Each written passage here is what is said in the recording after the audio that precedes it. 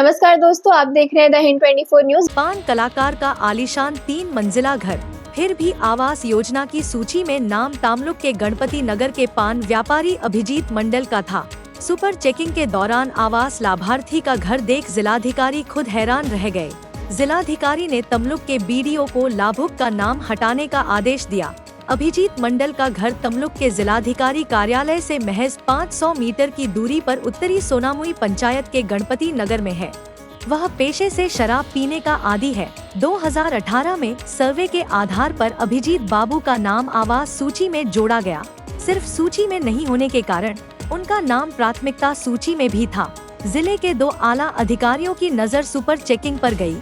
अभिजीत मंडल की पत्नी और बहू ने कहा कि 2018 में उनकी स्थिति वैसी नहीं थी जैसी अब है। वे एक झोपड़ी में रहते थे, इसलिए उन्होंने आवास योजना के मकान के लिए आवेदन किया। 6 साल में स्थिति बेहतर हुई है। वे एक पक्का घर बनाने में कामयाब रहे, लेकिन जब ग्राम पंचायत के कर्मचारी आए तो उन्हें बताया गया कि घर की जरूरत नहीं है और यहीं से तृणमूल राजनीति शुरू करने की मांग करती है। तृणमूल के तमलुक सांगठनिक जिला अध्यक्ष चितरंजन मैती ने कहा कि पान व्यवसायी तृणमूल कार्यकर्ता है, वहीं उत्तरी सोनामुई पर फिलहाल बीजेपी का कब्जा है। अभिजीत मंडल और उनके परिवार ने कहा कि उन्हें पंचायत कर्मियों के आवास की जरूरत नहीं है, लेकिन उन्होंने उनका नाम नहीं काटा। वहीं तृणमूल दावा कर रही है कि बीजेपी ने तृणमूल को भ्रष्ट साबित करने के लिए ऐसी गंदी चालें चली हैं। वहीं बीजेपी की मांग है कि 20,000 से 30,000 रुपए के बदले घर मिले। जो कोई भी कटौती का भुगतान करेगा उसे सूची में प्राथमिकता मिलेगी।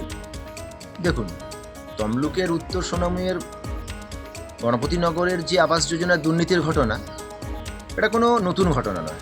এই ধরনের ঘটনা পশ্চিমবাংলায় অকাচারে ঘটছে। আজকে 20,000, 30,000, 50,000 টাকার বিনিময়ে ঘর পাইয়ে দেওয়া হচ্ছে। সেটা কতলা বাড়ি আছে তার উপরে নির্ভর করে না, কে কতটা কাটমানি দেবে তার উপরেই তালিকায় নাম থাকবে। আর বিজেপির নামে যে অভিযোগ করা হচ্ছে যে তৃণমূলকে বদনাম করার জন্য নাম রেখে দেওয়া হয়েছে, আজকে ওই অঞ্চল ওই গ্রাম বিজেপি কবে জিতেছে? আপনাদের একটা পেল্লায় বাড়ি রয়েছে দেখছি, কিন্তু আবাসের তালিকায় আপনাদের নাম এলো কিভাবে? আমাদের যখন এটা অ্যাপ্লাই করা হয়েছিল তখন সেটা ছিল 2018 সাল। তখন আমাদের আর্থিক অবস্থা এতটাই খারাপ ছিল যে তখন নুন আনতে পান্তা ফুরায় যাকে বলা হয়। কারণ হচ্ছে পুকুরে যখন মা শাক তুলতো, এমনকি মুসুরির ডাল খাওয়ার মতো যোগ্যতা ছিল না। সেই টাইমে আমাদের ব্যবসা এতটাই তলানিতে ছিল যে লোকের কাছ থেকে ধার দেনা করে চালাতে হয়েছে। সেই টাইমে তখন এতটাই আর্থিক অবস্থা ছিল যে মানে খারাপ ছিল যে মানে একদম পলিথিন দিয়ে বাড়ি ঘর ছিল। এমনকি তারা একটা সময় খুব কষ্ট করেছে। আর আমাদের এই যে বাড়িটা হয়েছে, এই বাড়িটি আমরা দেখছি যখন এসে বড় বাড়ি দেখছি, কিন্তু আবাসের তালিকায় আবাসের প্রাপক হিসেবে নাম এসেছিল, ডিএমএসে কেটে দিয়ে গেল। কি ব্যাপার একটু বলবো? এই যে মানে ছোট বাড়ি ছিল, এরকম কালি দিবা, এই পেপার টেপার দিবা। আপনারা অ্যাপ্লাই করেছিলেন তো? হ্যাঁ, করা হয়েছিল। তারপরে তো এই মানে ব্যবসা তখন পুরো বন্ধ হবার মতো। এই বাড়িটা কবে তৈরি হয়েছে? এই 1 বছর এখনো হয়।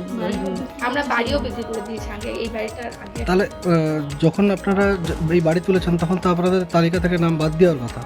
হ্যাঁ, করে এক ব্যবসায়ী, পানের ব্যবসায়ী, তার প্রাসাদের মতো বাড়ি, কিন্তু তার আবাসের তালিকায় নাম এসছে, ডিএম স্বয়ং গিয়ে তার নাম কাটার নির্দেশ দিয়েছেন। কি বলবেন? আমি যতদূর খোঁজ নিয়ে দেখেছি, উনি গরিব ছিলেন, তখন আবাস যোজনায় ওনার নামটা ছিল। যে কারণে হোক মানুষের ভাগ্যের পরিবর্তন হয়। উনি পাকা বাড়ি করেছে সত্য, অবস্থা ফিরেছে সত্য। সাধারণ মানুষও বলছে যে পরিশ্রম করে উনি একটা দারিদ্রতার সঙ্গে লড়াই করে একটা জায়গায়। ऐसे ही तमाम खबरों के लिए जुड़े रहिए द हिंद 24 न्यूज के साथ।